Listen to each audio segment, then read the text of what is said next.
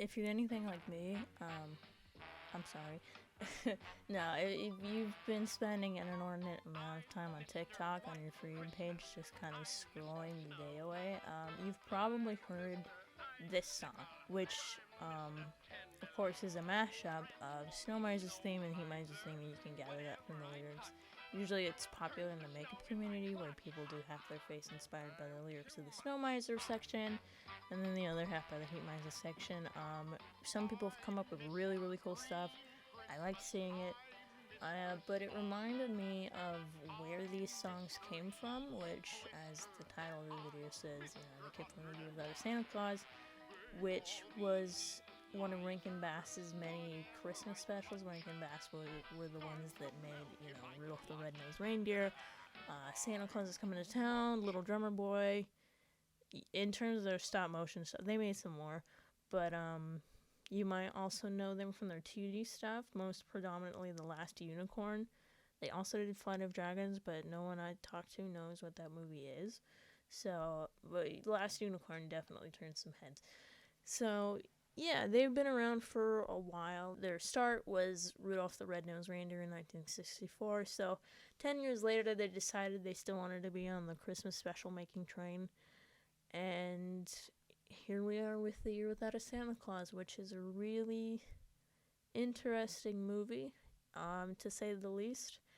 But I want to preface this, if you've never seen this movie, and you may be thinking, well, since the Miser Brothers song was trending, obviously they're in the movie for a lot of time, like that kind of a theme song must be for important characters. I hate to break it to you, but in this about 46-minute movie, these guys are in there for all of, 3 scenes. So, just a warning. I don't want to get your hopes up here. So with that said, this video has been taking me really long. So if you're seeing this before Christmas, or at all, because I wouldn't publish it after Christmas, then congratulations me, I did it. So I've never made a video quite like this before, so hopefully we'll have a good time. And let's just look through the movie and see what we can find, I guess. So it starts out pretty normally. We're in the North Pole. Mrs. Claus is there talking in rhyme, which is something this movie kind of does on and off whenever it feels like it. And basically she gives us a little prelude to the movie, asking if we've ever heard of this thing that happened before all of us were born, about the year that Santa almost took a holiday, which makes this whole movie title a little clickbaity, to be honest. Which, I get it. It's a shorter title, number one, which this title's already pretty long, but I don't know, the year there almost was into Santa Claus is a little bit less interesting. So she comes into Santa's room, and I say Santa's room because there's just a single bed here, which is interesting, because it's the 50s and we can't allude to the fact that the probably longest lasting couple in history sleeps together. At a sort of kind of kink. Nobody cares about Christmas anymore. They don't? Of course not. Wouldn't surprise me none if nobody even believes in you anymore.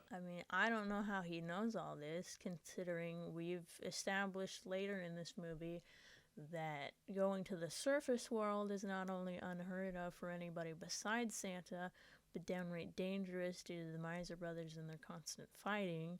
So, did he go to human med school or something? Or does he just read a bunch of tabloids he has shipped up to the North Pole? I don't get it. So, this one, Grumpy Doctor, is the inciting incident for the whole entire movie, convincing Santa that nobody cares about him anymore, and nobody has any Christmas spirit or believes in him, and Christmas is just better off not happening. So he should stay home. Nobody really cares anymore. And besides, the doctor says I'm really not up to snuff. He didn't even tell you anything. All he did was take your temperature with a thermometer that clearly doesn't work, gave you some weird cold medicine, and then shoved a pill down your throat. I get that he's probably working on toys in the off-season a little bit, but with all the elves and gnomes and magic, it really shouldn't take that long, right? Like, yeah, sure, Santa's sleigh has the ability to mass deliver all over the world in the span of like 12 hours, but other than that, Santa's just a blue-collar guy who happens to be immortal and possess the technology and or magic to get every toy imaginable. Just get some assembly lines in there, and even Tim Allen's Santa Claus got that one right. So then Santa calls up who will end up being our comedic relief slash kind of main characters, Jingle Bells, number one elf, no explanation, and his assistant, peon, brother, lover, never explained, Jangle Bells, to contact the press and tell them that he's taking a holiday.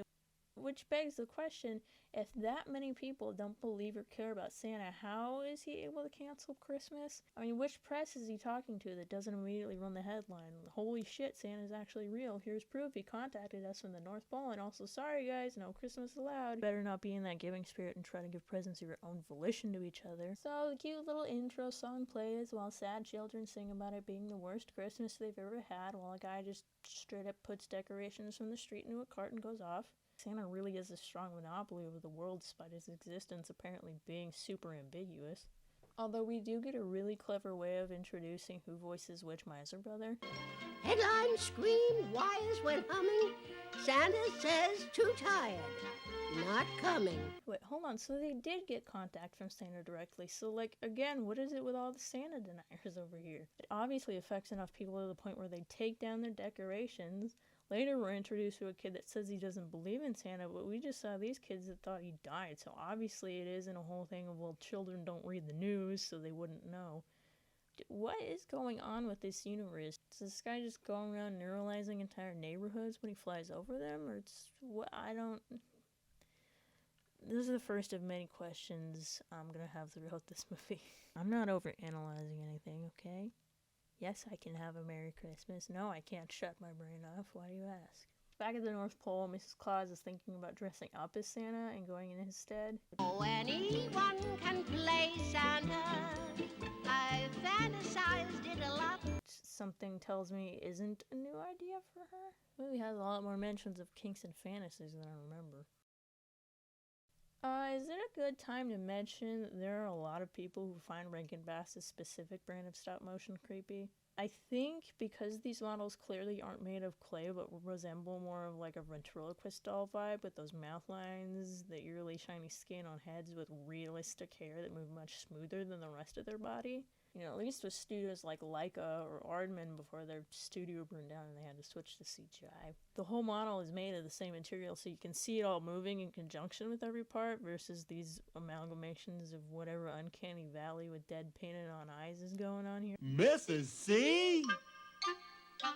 No good, Well, I guess we'll have to move right on then to Plan B. But they just confused her for Santa when she was facing away from them like she said she would in this song. And although my curls may be showing, I'll make sure they only see me from the back. Never mind, this movie decides it needs to get its real plot going as arbitrarily as possible.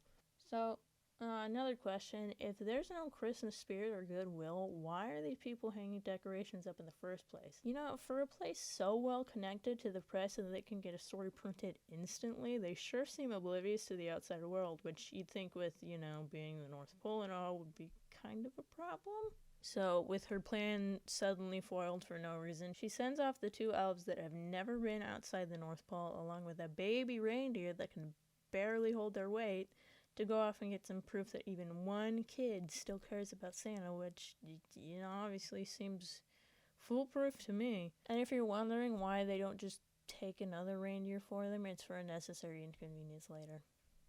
This movie has to make things difficult for itself, otherwise it would probably be like 20 minutes long. So then Santa wakes up and is like, what the heck's all that noise? He's a really heavy sleeper. Yes. She ends up making him feel guilty by being vague about sending Jingle and Jangle to scour the whole world to find someone. And again, we haven't had any evidence to prove that the world is so destitute that no one cares outside of what the doctor had said. Once he hears about the baby reindeer who somehow made the trip despite being a baby, then he decides to do something. So, now that we know Mrs. Claus should not be trusted with anyone's safety, Santa decides to head out in the suit the 70s influence of this movie threw up on, grabs Dasher, and goes out to try and find everybody. But first we gotta get formally introduced to the brothers somehow, and this movie decides to do it by having us watch Heat Miser purposely attempt to murder them so no one starts dreaming of a white Christmas, while Snow Miser just laughs. They survive and fall into the middle of Heat Miser's territory in a land very creatively dubbed Southtown, USA, which goes very well for them. Take your socks off. Take my socks off? Just do as you're told. No, it's okay. It's just so they can disguise Vixen as a dog with hooves because they thought the officer didn't like reindeer, even though clearly his only problem with her was that we were going the wrong way on the one-way street. I think the other reason they disguise her is that so people don't suspect she's a reindeer, so their cover isn't blown. But wouldn't it make it a lot easier if they just outed themselves as elves right away so the kids would have an easier time believing in Santa rather than making it look like two strangers who are their exact height are coming up to ask them if they can talk in the middle of a playground? So then they run into a lady that was just sticking her hands inside her flattened cat, and then Santa comes in with his bowler hat the size of his face, talking to the officer before about Jingle and Jangle, who are just up a tree right now. This movie moves really fast sometimes. So they figure the best course of action is to seek out some children to talk to them about Santa, like I mentioned earlier. Vixen is getting a fever due to the hot weather, so they hoist her over to a tree and confront the children, who seem very calm about these weird dudes in pointy shoes coming up to ask if they can talk. Haven't you heard the news? Santa's taking a holiday. See, so they do know the news, yet this kid Ignatius still says later that he doesn't believe in Santa. I mean, very forward thinking of these children to not believe everything they see in media at such an early age, I guess. Why should I be upset? Yeah, what's the big deal? Yeah, hold on, you were that girl we saw crying in the opening. You can't escape me. I saw you. So, whoops, while they were talking to the kids, Vixen, on account of not having that weird belt collar leash on, gets caught by the dog catcher that appears in every single movie when it needs to. So, like 2 seconds later, Santa ends up finding Ignatius as he's about to enter his house and then introduces himself as Claus for some reason. Maybe he was afraid of being committed by that officer from earlier. And he talks about the missing elves, and Ignatius starts explaining how they were asking the children questions about Christmas and stuff when he's interrupted by honestly the weirdest sneeze I have ever heard. Ignatius' mom chooses this moment to poke her head out the window, thinking it was him that sneezed, even though there was clearly another voice. I guess that sneeze was just really loud and shocking. And then invites Mr. Claus in to give him something for his cold, which prompts Ignatius to continue his explanation, further going on to say he doesn't believe in Santa anymore, and then trying to get confirmation from the total stranger he literally just met. Then his dad admits he believes in Santa Claus, so then Ignatius asks Santa again if he believes in Santa, who replies by bursting into a song about how much he believes in Santa, which I'll be honest was probably my favorite song from this movie as a kid. I believe in Santa Claus. Not for that part. No, the dad actually has a really nice voice, and in this he tells this story about how he stopped believing in Santa at around Ignatius's age until one night he showed up to his bedroom and sings to him. Also, this portrait flashback is cute and all, but the fact that Dad's parents look just like Ignatius's parents is a little disconcerting.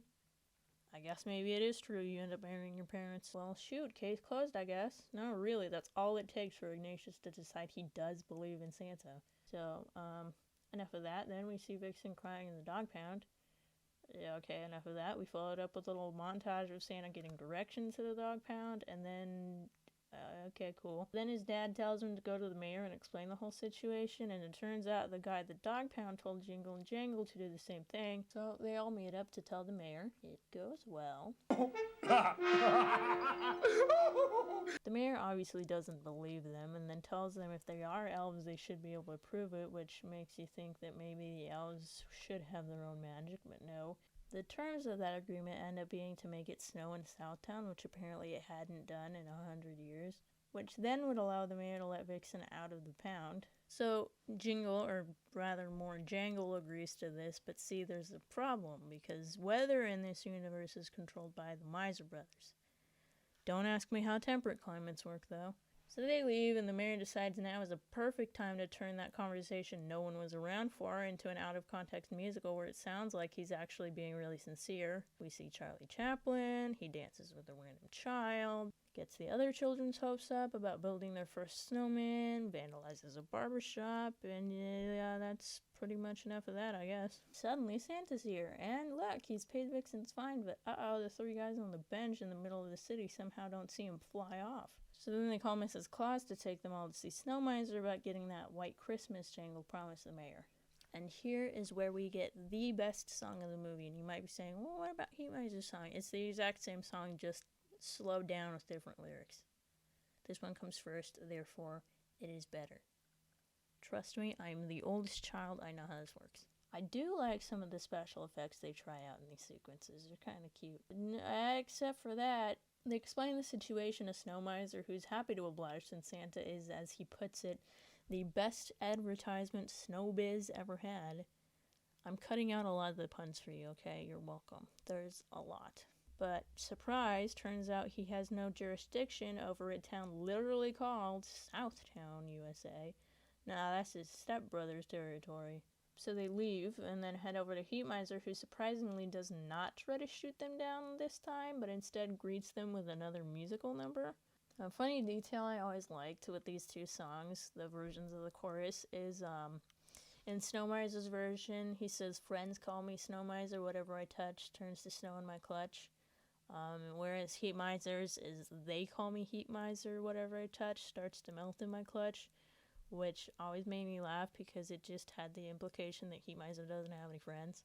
Mrs. Claus asks if he can make it snow in the South for one day, instead of maybe phrasing that better to specify she just meant the one town, not the whole South, which obviously Heat Boy declines at first, but then figures maybe he could fix it so there would be something in it for him, specifically getting his hands on the North Pole itself for a little while. And Mrs. Claus just says, "I don't know, I know it's my house and all, and we've established our reindeer can't handle heat, but okay, just ask your brother."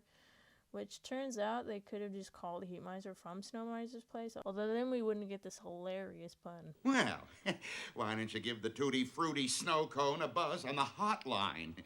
So, 10 more puns later, and yeah, I didn't take that too well, surprise, surprise. Then because they start arguing, which you should have already expected by now, Mrs. Claus decided to do what she probably should have done from the beginning, since our introduction to them was literally watching them fire shots at each other, and then Heat Miser shooting down a known ally to Snow Miser.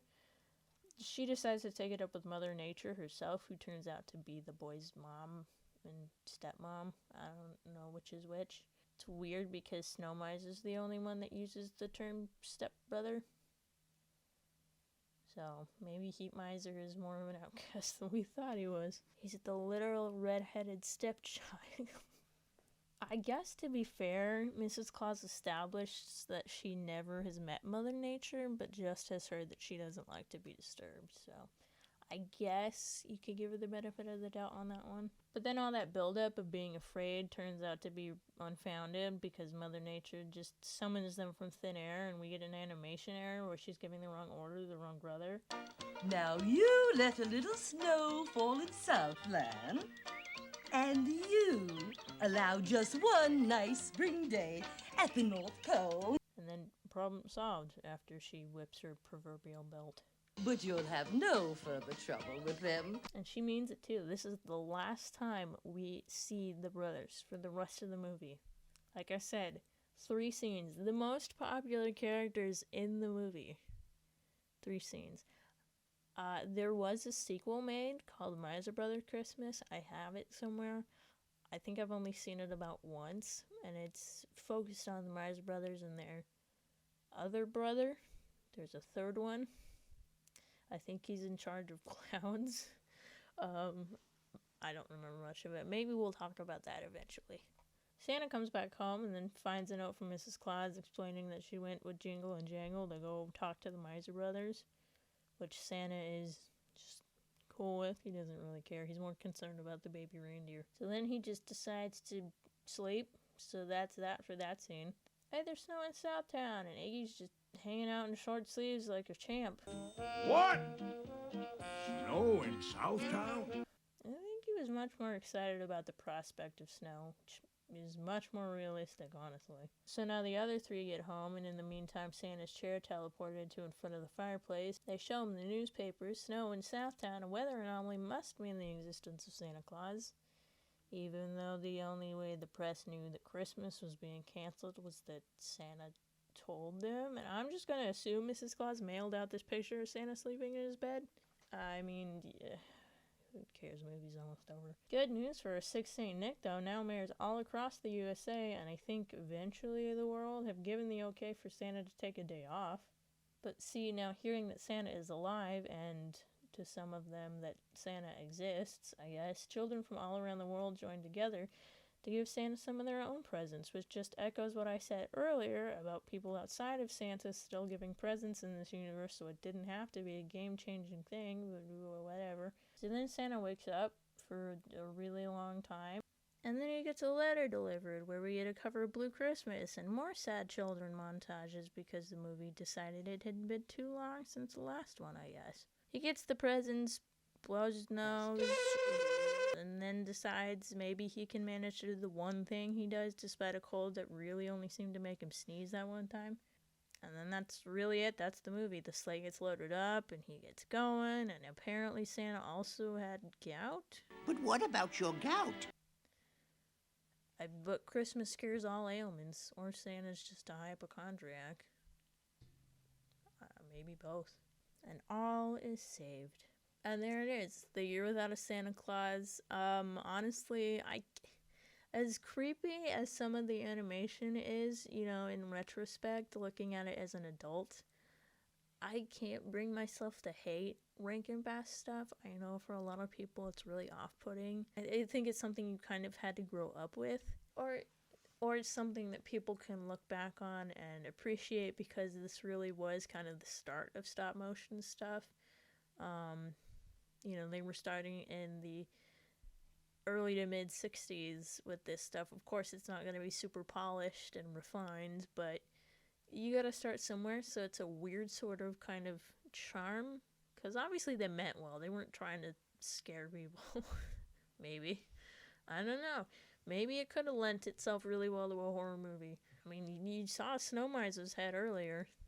That guy was the precursor to The Exorcist. But yeah, this video took a lot longer than it was supposed to make. I haven't made these kinds of videos before, and you can probably tell. So, yeah, that's all from me. Yeah, hopefully the next time I do something like this, it won't take me as long. Obviously, I'm not going to be doing another Christmas movie. I won't be able to get it out in time.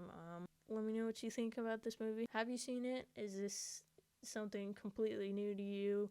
Have you seen the other Rankin Bass movies, or was this a studio you had no idea existed? Yeah, let me know. What's your favorite Christmas movie? I don't know, anything you want to comment while my dog tries to eat my wires. So, yeah, that's all I got.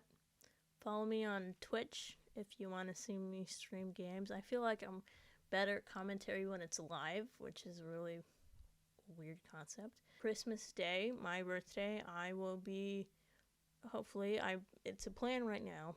Something could inevitably go wrong, but who knows, that I will be streaming Silent Hill for PS1, the original. I have a copy of it. Most expensive video game I own now, on stream for the first time ever. I've played a little bit of Silent Hill 2, but this is going to be really the first full experience for me for Silent Hill. So if you want to see that, Twitch is linked in the description, and so are all my other social media links. And yeah, stay safe and Merry Sidmas.